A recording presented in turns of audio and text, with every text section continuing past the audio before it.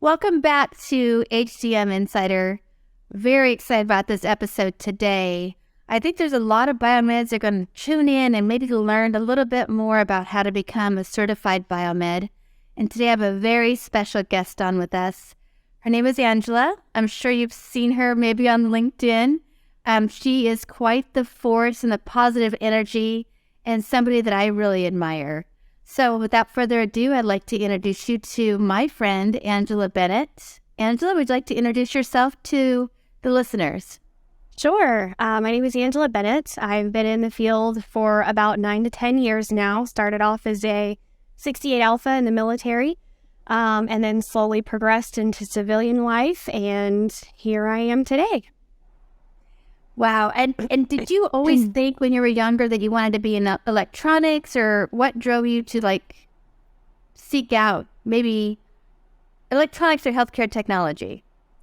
Well, actually, no. I was going to school before I joined the Army. I was going to school to be a nurse and realized that I could not afford the schooling. So I joined the Army, and they didn't have anything that was comparable at the time that was open. So they were like, well, what do you think about Biomed? And I was like, well, what is that? And they explained it to me. I said, sounds great. It's in the medical field. I'm very excited. So that's kind of how I got into HTM. And when I was going through the training through the METC Biomed program down at Fort Sam, I just kind of fell in love with it. So I kind of stuck with it, and it's been great to me ever since. Well, I want to thank you personally, and I know a lot of people will agree with me that you are such a positive force in the field, and it's just exciting to watch you. You're a great role model for men and women, but especially young women that might be looking for a career field in electronics or in healthcare. So I just want to thank you for just doing an amazing job and always being so positive and energetic when it comes to the healthcare technology field. Thank you so much. It's an honor, and I'm very truly blessed to be able to do it. So very excited. And I gotta say, yeah, listeners, if you don't know, Angela is gonna have number 2 on the way pretty soon. What an amazing thing. We talk about Beyonce doing this, being a mom and being on, national television halftime. But look at you, Angela. You are an HTM manager and a mom. Is it hard to juggle those things? It was at first, but in reality, I've worked for some pretty great companies that have actually accommodated pretty well. So, very thankful and grateful for those companies that have allowed me to not only succeed at being a mom, but also succeed at being a HTM leader. That's awesome. So let's focus in now what the episode's about. Being a certified biomed. So we hear the term BMET, we hear the term CBET, and there's a lot of other acronyms. Can you kind of clear up the myth, especially people who don't know how you might become a certified biomed? Yeah, so a BMET is a biomedical equipment technician. So that's just your title, your standard title. And then you have your CBET, which is a certified biomedical equipment technician. So really nothing different, except one is certified. They've gone through the certification program through AMI or ACI, and they've taken that initial step to really invest in their future and their career to get certified in their line of work. So why is it important? Why do it? It's really kind of important because, everybody wants to be great at what they're doing. They want to really succeed. They want to show that they're capable and able to do their job and do it well. Most of the time, it's just like any certification that you would want to get in any other career field. You want to get certified in what you're doing, and it really shows that you're invested in your own self and your own career. And if there's employers who will pay for or sponsor you to get certified, that just shows that they're investing in you as an employee. So you brought up a great point. Pay for. Does it cost money? It does. Depending on which exam you're doing, because there are a lot of them. ACI offers a lot of them. ACI is the Amy Credentials Institute. It's the credentialing institute that certifies, Amy CBETs and CRES and CLES, CHTM. So there's a lot of different certification programs that they offer. But it just kind of depends. Price depends on if you're a member or not of Amy. So if you're a member, you do get a discount on the testing as well as the study material. And if you're not, it just kind of depends on that and which tests you're taking and if it's a retake or if it's your first time. So just kind of depends. It sounds like maybe you should be a biomed for quite a while, or when do you get a chance to take this test? Because I'm not even sure. Yeah, so in order to be eligible, so you can take the test at any point. However, there are some eligibility requirements that does require you to have some sort of background, if you will, in order for you to become eligible. So for example, CBET, you have to meet at least one of the following minimum eligibility requirements. So you either have to have your associate's degree or higher in biomed equipment technology program, and 2 years full-time BMET work. So you have to have either your associate's degree or higher plus 2 years of BMET work, or completion of the military biomed program and 2 years full-time BMET. So the biomed program is usually about a year, and then you have to have the 2 years of BMET work after that.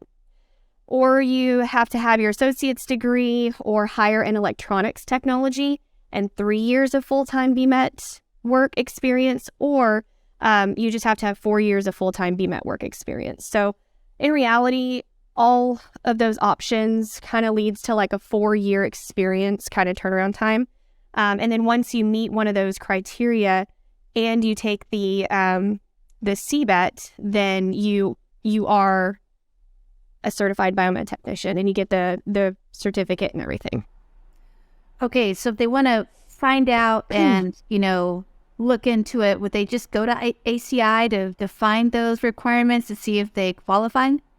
Yeah, so ACI actually has a candidate handbook that they can look up. It's actually on Amy's website, www.amy.org, or you can look up the ACI certification programs, and it's just a whole handbook that kind of goes over what each certification is, how are you eligible, payment, how much it costs, the application process, registration process. It goes through the testing windows, because the testing windows are only 2 times a year. There's one in the spring and one in the fall. So if you have to register and apply or whatever, and then, you get your code or whatever to sign on. So they send all of that to you. So it sounds like it's pretty serious. Yes. And so how do you study for something like this? I've seen groups out there. Can you tell us more about if somebody's thinking about this? So we just passed fall and I want to take it in the spring. Is now a good time to sign up? And if it is, how do I study for this exam and what could be on the exam? Yes. So in the handbook, it does break down the exams by percentage of type of questions. So for example, there's validation is approximately 25%. Sterilization is another 10%. It kind of walks them through each of the different certification tests and kind of gives them an idea of how much of that test is going to pertain to a certain subject matter. As for, signing up, the testing windows, are May 1st through the 15th and November 1st through the 15th. So the application process usually is about 30 days before that. So you have to apply at least 30 days before that. But if you are interested in doing like a study group or something like that, then yes, now would be the time to partake and look into those. Do you offer one? I've seen you post about it, or you're posting about another group. So I'm not sure if that's your group or... I was, yes. I was doing the CHTM study group. We had a pretty successful couple of years doing it. However, Amy just brought me on board to help put together their official CHTM study group, where I will be doing the teaching of the course, as well as I'm putting together, along with some colleagues, some testing course material. So Awesome. very excited to be working. Thank you. That's awesome. Thank you. I couldn't think of a better person. Thank you. Well, and I saw a need for it a couple years ago and nobody really had it. And I was trying to get my CHTM and I was just like, you know what, if nobody's gonna have it or there's nothing offered, then I'll just do it myself. So that's awesome, Angela. So do you have to do a study group in your own area, or can you join study groups from other states? It depends. So for the HTM, the CHTM one will be offered online through Amy. So they can sign up for that one. Once it goes live, you can sign up for that study group course and it'll actually be virtual. It'll be 2 hours for like a 4-week period, depending on the test. So the CBET is much more rigorous. So theirs is actually a little bit longer than the CHTM, but I mean, they get a lot of information. They can buy the study book, the study guide, or whatever that comes with it. I do know that there are a couple of companies who actually will pay for this. So, they'll pay for the study group, and if the team wants to meet together and, sign on at the same time and learn together, that's awesome. Nothing wrong with that. They just want to make sure that, they have enough people that makes it worth it. So right. So that being said, what's the difference if I'm a biomed and I have my CBET or my CHTM? Does one weigh more than the other, or are they viewed very similar? So the CBET is just for biomedical equipment technicians, and then the CHTM is for the healthcare technology managers. So the CHTM is kind of geared more towards leaders. If management and leadership is what you're kind of interested in, that's what the CHTM is geared towards. It's more geared towards the leaders of HTM. Gotcha. Now I follow a lot of different leaders in the healthcare technology management field, and I'm seeing more and more of them come up with that CHTM. Is that becoming more important to have a CBET versus a BMET on your team as a leader to those of you who are certified as managers? Yes and no. I mean, having a certified BMET on your team as opposed to a non-certified BMET, it really kind of depends on the hospital system that they are working with, if they require that or kind of view that a little bit higher than just a non-certified. So it just kind of depends on the system that you're working for, the company that you work for, the value that they hold on it. I know that it's starting to weigh a little bit more just because, accreditation and really wanting to make sure that they have the Biomed team to support their hospital or company. And in reality, it's more or less the company. And if they require it or they'd recommend getting it, then that's where the weight comes in. So if you're a BMET and become a CBET, can you would it be natural to think you're going to get paid more? Or is that just, an extra title after your name? I wouldn't expect to get paid more as a CBET. Again, it's going to vary on your company or hospital system if they are going to make that offer.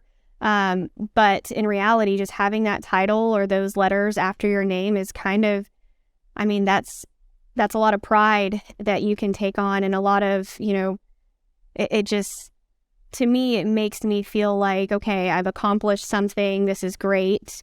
And I really have invested in myself. So seeing those letters really means a lot to me personally.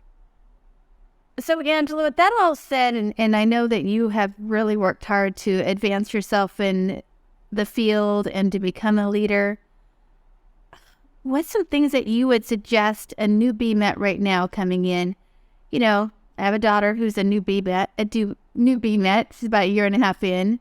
If you could talk to her today, what are you going to tell these guys that are out there 1, 2 years?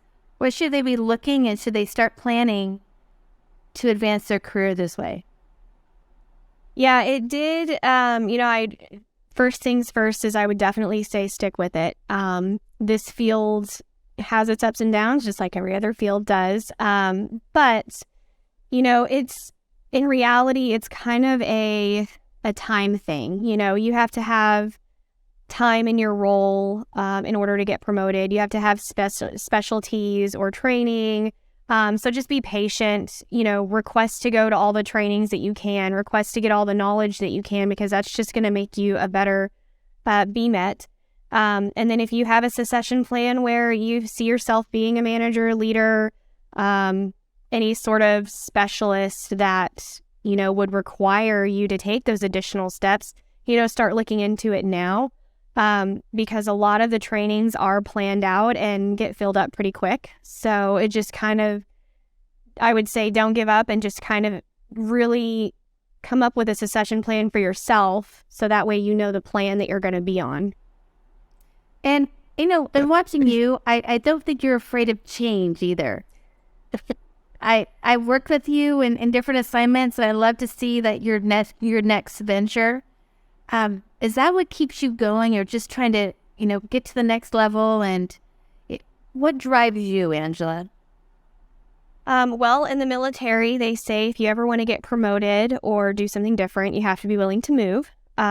So I've done quite a bit of that movement. Most of it has been onward and upward. I see an opportunity, and I just really have been given the opportunities by my superiors in the past as well. So, you just have to be flexible. This field is a very small field. And, if you're kind of in that mode where you don't want to move, you never want to move, you never really want to do anything else, and you're complacent, that's fine. But if you ever want to succeed or do something else and you're just not patient like myself, you just kind of have to take that control and really make sure that your future, you have a control on your own future, because there's always going to be opportunities. It's just a matter of, are you willing to actually, take those steps to get there? And what keeps you so positive every day? You are just a positive force. You're just the light in the day. Your posts are always positive. Tell me, what drives you in that arena? Honestly, it's just been experience. There's a lot of negative in the world, and I just don't really want to feed into it. Because with healthcare and COVID that happened and still occurring, and in healthcare, it's always changing, and it's always something to be excited about. Yes, I do have my bad days. Yes, there are days where I just want to say, okay, you know what? Taking a day off. Great to go. But for the most part, the support that I've had from my family, the support that I've had from my companies that I've worked for, the support from my team, and just trying to be that positive light for them, because sometimes they just need it. Sometimes they just need that positive influence to kind of make their day a little better. And I just don't see a point in being negative a whole lot, because it just doesn't do anything for you. It just doesn't. You're right. So, but if you're talking to other healthcare technology managers, right? And I think culture is a big thing that we're not addressing the elephant in the room, especially with shops. And how would you say you could evolve and change that? I know it comes from way up high in the hospital system, maybe, or in your company with an ISO, but how have you come to change it and drive your staff to study and advance? Because I'm sure you're always poking. I can see you now. Are you studying? Are you going to take the test? I think I just hold them accountable. Holding the team accountable for their, they come to me and say, hey, I want to do this training. Okay, well, this is what I need from you. Holding them accountable, making sure that they're respecting each other, making sure they're having courtesy for each other, making sure that, I'm providing the resources to them to help them be successful. Because as a leader, that's my main goal. That's my main job, is to make sure that my team has the resources and the tools that they need to succeed. Everything else just kind of takes care of itself. And it's always kind of been a living proof to me in my career that if I take care of my team, they're definitely going to take care of the hospital or the company. So, I just try to support them and anything that they need. And, in return, I get support. So it's been really nice. I love that. That's a great way to manage. So before we jumped on the podcast, we were kind of talking about CEU credits, which if you're listening on any other platform, if you also listen through TechNation, you do get a CEU credit for HTM Insider.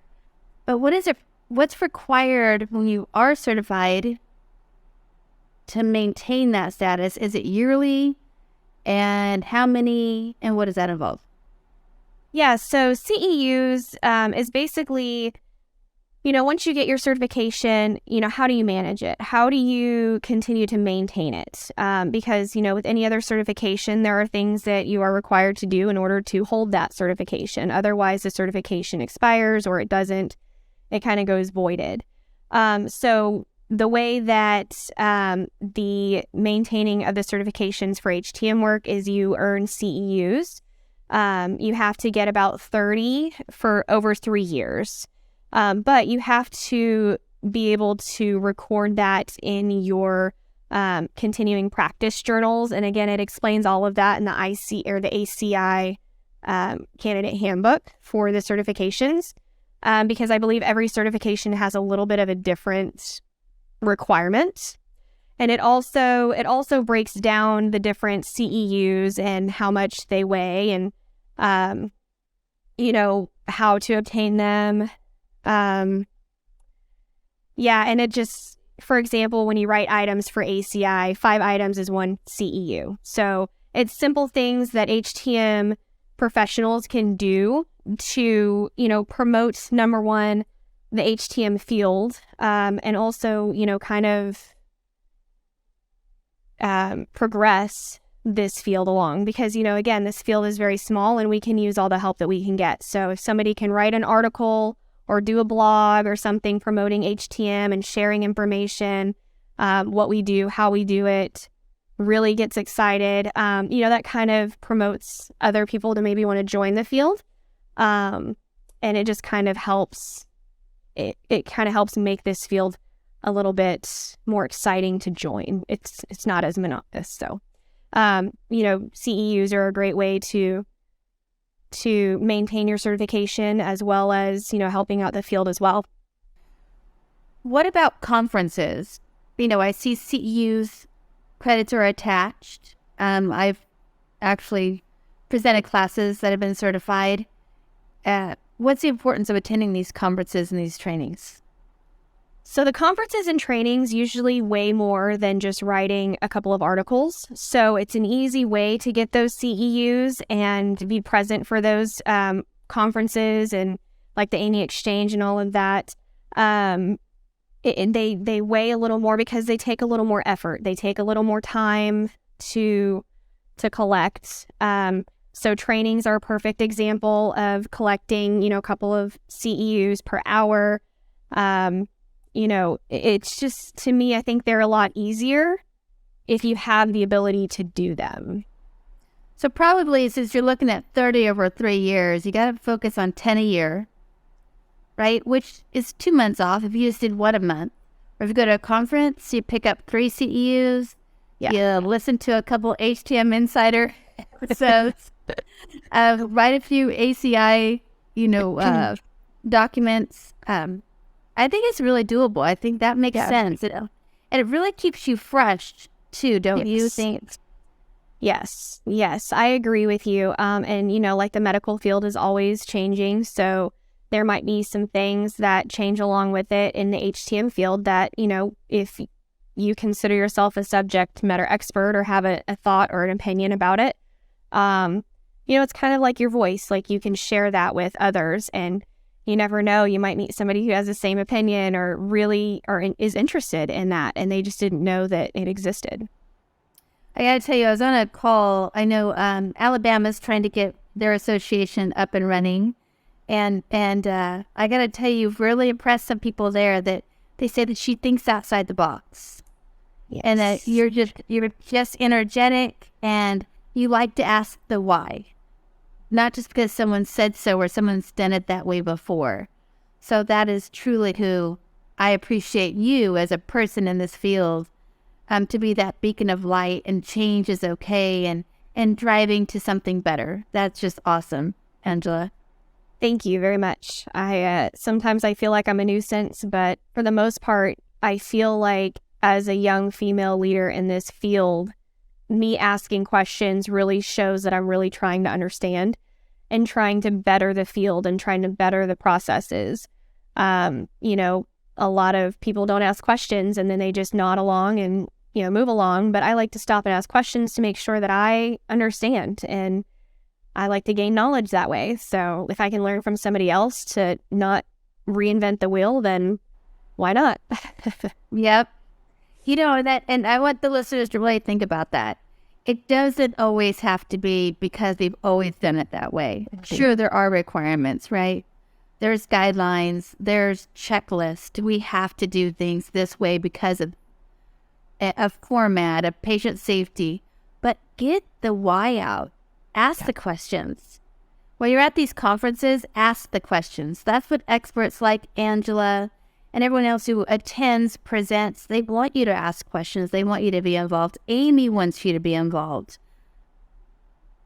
Absolutely. Yes. Asking questions, I feel like that's the main reason we do those conferences and trainings. You know, we want people to come and ask questions. We want people to come and learn. We want people, you know, to learn from others. And if there's somebody who has been in the field for a very long time and they have, you know, such great information and, you know, just great feedback, why not ask them questions? Right. So let's recap on where they should go to find the information. And I don't even have to ask you this, but I know that anybody could reach out to you, right? That Yes. you've been happy to point them in the right direction, or maybe to a study group, or answer the why. Yeah, so I know that LinkedIn is a very good resource to find different things that are out there, but amy.org, I'll say it again, amy.org, they've got all sorts of good information to where you can find, you know, the ACI handbook to get more knowledge about how to apply for being certified. They have information, they put out forums, they put out articles, just kind of all over the HTM field. So, you know, gray lists and staff modeling and stuff like that. So me as a leader, you know, if I really just have a question and I'm like, I wonder how they do that, my first go-to is Amy, just because they're the HTM leaders, I feel like, in this career field. So, and usually they have a blog or an article or something that has been posted and published. They do have a lot of groups that come together and meet and put together the documentation and the information that's put out and published. So they work really hard to make sure that they're putting out accurate information for the whole field and to be able to support us out there. So Amy, HTM, 24/7, TechNation, all of those are great resources. So if you have any questions, if you can't find it one place, I'm sure you'll find it in another. Yep. And I know Amy has a lot of boards, and they're always looking for new people to sit on a board of some sort, right? So don't be afraid to reach out, listeners, and either to Angela or Danielle, someone that if you want to get more involved, don't be afraid. Absolutely. I went in my first year, I think I was part of like 3 committees. So it was great. I mean, I learned a lot. And right now I'm only on 1 for them, but I'm very excited about the new chapter for the HTM or the CHTM study group that I've been asked to kind of lead and own. So very excited to be part of that. So that's really exciting. I'm very proud of you. Thank you. Thank you very much. We're going to wrap it up today. So we always end every segment with the wow word or words of wisdom that you can believe. Anything you want to share with the listeners, it's all yours. You know, I say it almost every time on all of my publishings. You know, if you love what you do, you will never work a day in your life. And I truly kind of live by that. So it's never really work when you love what you do and you love doing it. I love that. And I love you. And I just stay happy and amazing and strong and fierce. I mean, it's a joy to watch you and your career. And it's really been a pleasure having you on today. Well, thank you very much for the opportunity. I really appreciate it. Yeah. Well, you guys know where you can find us. Any place you listen to your podcast. You know, I'd like you to like, comment, share, and you can always contact myself or Angela if you have any questions. I can put you in the right direction. I know for sure Angela can. So if you have any more questions about becoming a certified BMET or the CHTM process, you know, give us a ring, a shout out on LinkedIn or something, and we're here to help. Thank you for joining us on this episode, and have a great day.